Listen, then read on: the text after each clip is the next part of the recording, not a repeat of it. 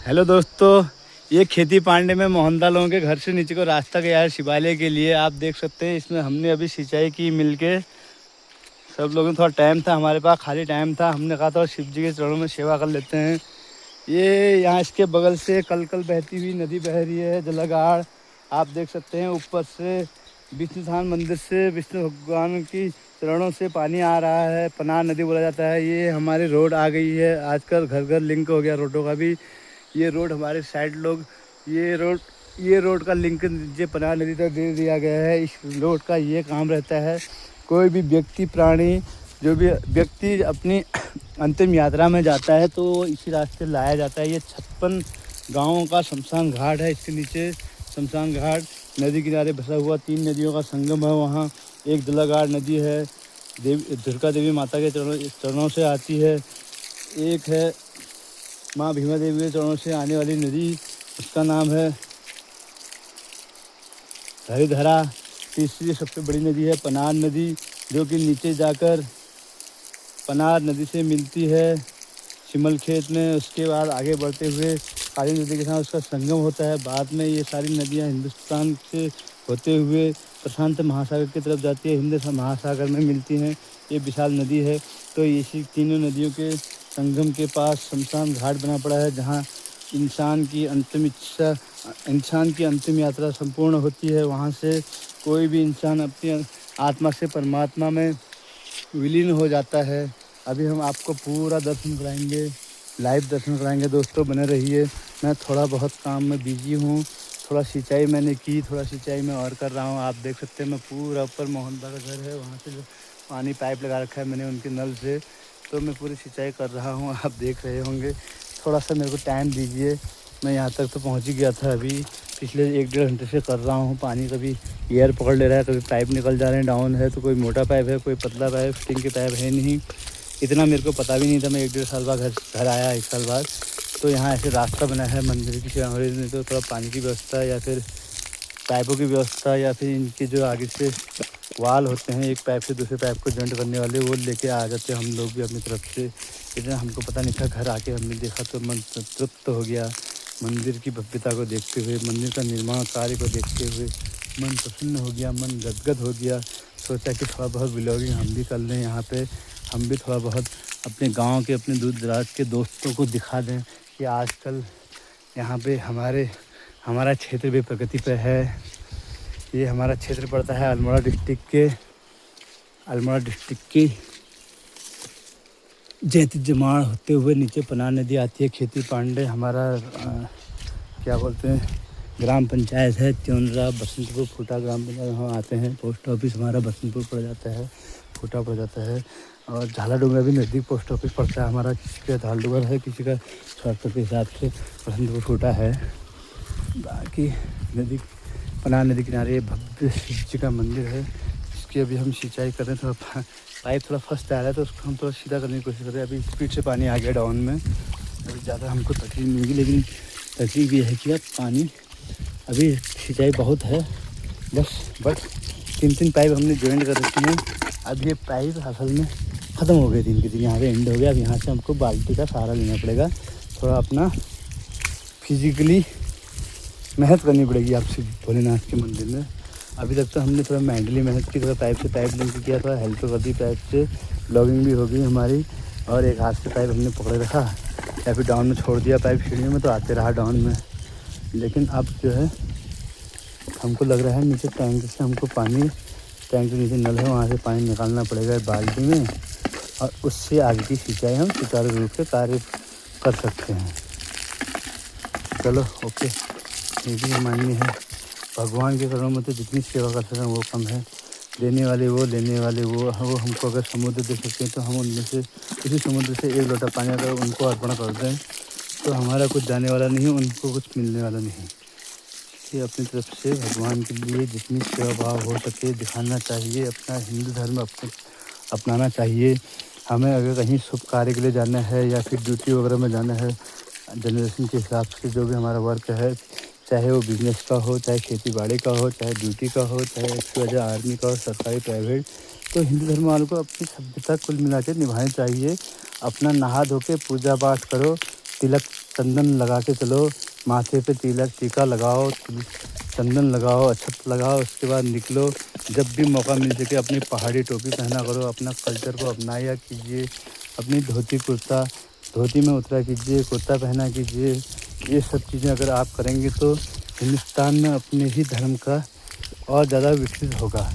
जैसे आप देख सकते हैं हमारे बहुत सारे दोस्त लोग हैं मुसलमान, उनको आपने देखा होगा वो हमेशा मूछें निकाल के दाढ़ी में रखते हैं और पैजामे में घूमते हैं टोपी पहन के। उनको भी वो पसंद नहीं है आजकल के जनरेशन के हिसाब से, फैशन के हिसाब से, लेकिन उनको अपना धर्म की रक्षा करनी आती है, इसलिए वो अपने धर्म के हिसाब से चलते हैं, पैजामे में रहते हैं, दाढ़ी रखते हैं, टोपी पहनते हैं। वो अच्छी बात है, मैं ये बोलना चाहता हूँ वो गलत बात नहीं है।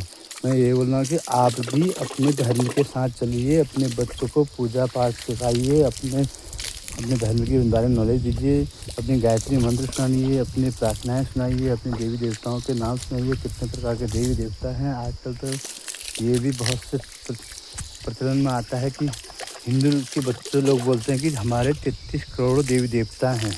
इसमें हमको बहुत शर्मिंदगी होती है अगर कभी ये सुनने को आता है, क्योंकि हमारे कोई 32 करोड़ देवी देवता है, 33 करोड़ देवी देवता नहीं है, 33 कोटि देवी देवता है। हमारे कोटि का मतलब संस्कृत शब्द है, उस कोटि को संस्कृत में 2 अर्थ है, एक है करोड़, एक है प्रकार। तो हिंदुओं के 33 प्रकार के देवी देवताएं हैं।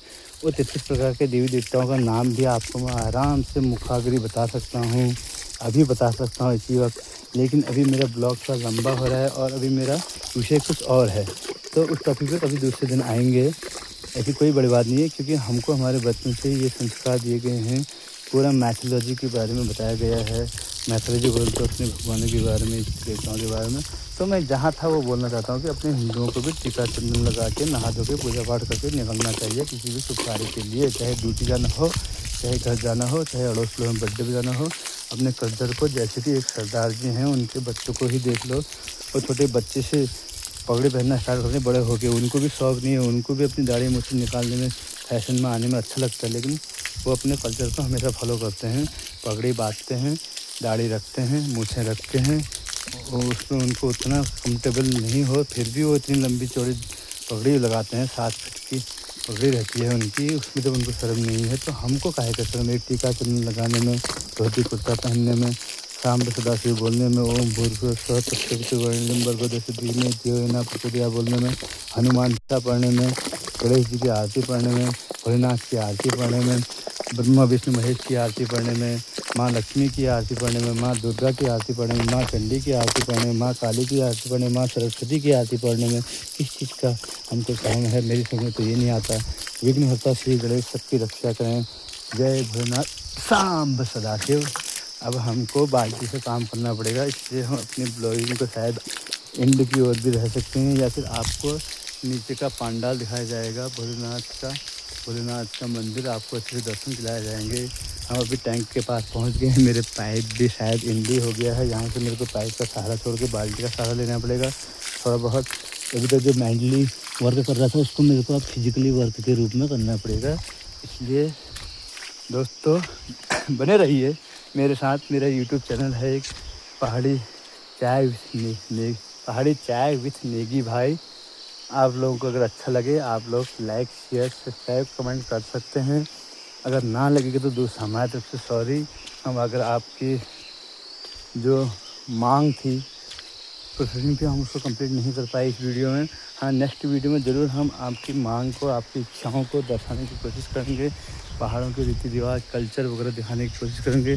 दोस्तों 1 मिनट में सब ब्लॉग लंबा कर दिया है, मैं आपको थोड़ा वर्क दिखाना चाहता हूँ बस, और कुछ नहीं। ये हमारा टेम्पल है भोलेनाथ का, आप देख सकते हैं। ये कार्य प्रगति पर है, इधर प्लास्टर हो गया है, इसमें भी पेंडिंग बचा पड़ा है।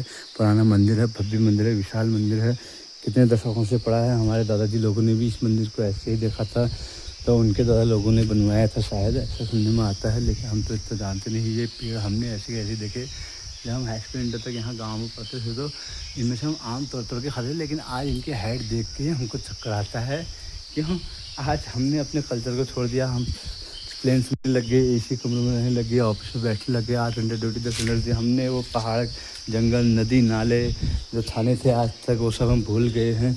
तो दोस्तों जो भी है सब्जेक्ट तो बहुत लंबा है, लेकिन अभी वीडियो भी लंबी हो रही है, इसलिए हम अभी आपको अपना पंडाल दिखा रहे हैं।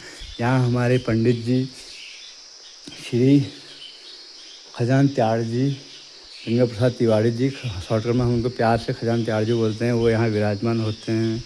कभी उनको टाइम मिला उनके बड़े भाई विराजमान होते हैं या छोटे भाई विराजमान होते हैं, हमारे वो पंडित जी हैं। तो वो यहाँ 7 दिन भागवत कार्यक्रम कराते हैं। हम भक्त लोग यहाँ आराम से आनंद से सुनते हैं। उसके बाद यहाँ रात का दिन भर व्रत रखते हैं। रात का खान पान हमारा ऊपर रहता है। कुछ हमारे बड़े भाई लोग, छोटे भाई लोग किचन स्पेशलिस्ट हैं, कुक हैं, कोई शेफ़ हैं, तो वो शुद्ध खाना बनाते हैं। कोई यहाँ चाय पानी की व्यवस्था करता है, प्रसाद की व्यवस्था करता है, कोई ऊपर किचन संभालता है, कुकिंग का काम करता है। हमारे बड़े भाई पूरनदा हैं, वो कुकिंग का काम करते हैं। उनके बड़े भाई राजेंद्र हैं, वो कुकिंग का काम करते हैं। मेरे बड़े भाई हैं बिशन सिंह जी, वो कुकिंग का काम। लक्ष्मण सिंह है, ड्राइवर हैं छोटे भाई, वो सामान प्रोसेसिंग का काम करते हैं, लाने ले जाने का। मैं भक्तजनों की सेवा करता हूँ, चाय पानी पिलाना, गिलास उठा देना, किसी का बर्तन धो देना, छोटी मोटी सेवा कर देना, किसी को प्रसाद बांट देना, अपनी तरफ से पूरी कोशिश करते हैं। दोस्तों, मैंने आपको पंडाल दिखाया, मंदिर के दर्शन करा रहा हूँ, मैं सब्जेक्ट में भटक रहा हूँ, लेकिन आप बने रहिए, आपको इस वीडियो में पूरा मज़ा आने वाला है। पैसा वसूल नहीं हुआ तो मेरा नाम भी नेगी भाई नहीं। हाँ, अगर आप लोग नास्तिक ना हुए तो ये दोस्तों आस्तिकों की बात है। हर हर महादेव, जय भोलेनाथ, जय नंदी महाराज की जय।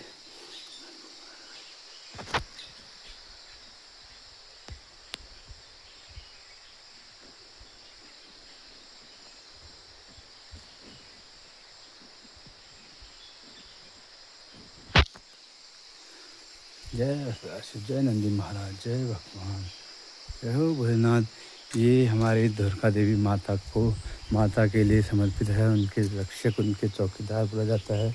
ये दुर्गा देवी माता का मंदिर है। ऊपर से शायद आजकल कुछ झाड़ियाँ ज़्यादा हो रखी हैं, उनकी वजह से आपको मैं दिखा नहीं पाऊँगा, लेकिन कोशिश पूरा करूँगा। सरडुगा गाँव से बहुत ऊपर है, रोड दिख रही है। रोड में शायद आपको एक जगह पहाड़ टूटा हुआ दिख रहा है, उसके जस्ट ऊपर है।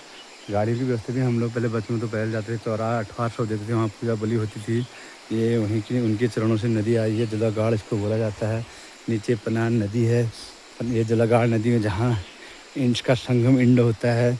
ऊपर भीमा देवी माता के चरणों से आई हुई नदी है, जिसको हम लोग धरीधारा बोला जाता है हमारे शब्दों में। तो धरीधारा का संगम भी जहाँ इंड होता है, जलागाड़ नदी का संगम जहाँ इंड होता है, और विष्णु भगवान के चरणों से जो नदी आ रखी है पनाह नदी विष्णु थान से, उसका संगम इन दोनों नदियों के साथ जहाँ होता है वहीं है हमारा शमशान घाट। 52 गाँवों का शमशान घाट है ये। यहाँ पे आदमी की अंतिम यात्रा यहीं स्थगित होती है पृथ्वी लोक में। यहाँ से आदमी भूखंड लोक में, स्वर्ग लोक में विराजमान होता है, आत्मा से परमात्मा में मिलन होता है। यहाँ से इनका ये लिंक रोड दे दी गई है विधायक जी द्वारा, प्रधानमंत्री कोटे के द्वारा। हमारे भाई लोग गाँव के जो भी कार्यकर्ता लीडर हैं, नेता लोग हैं, उनके द्वारा बहुत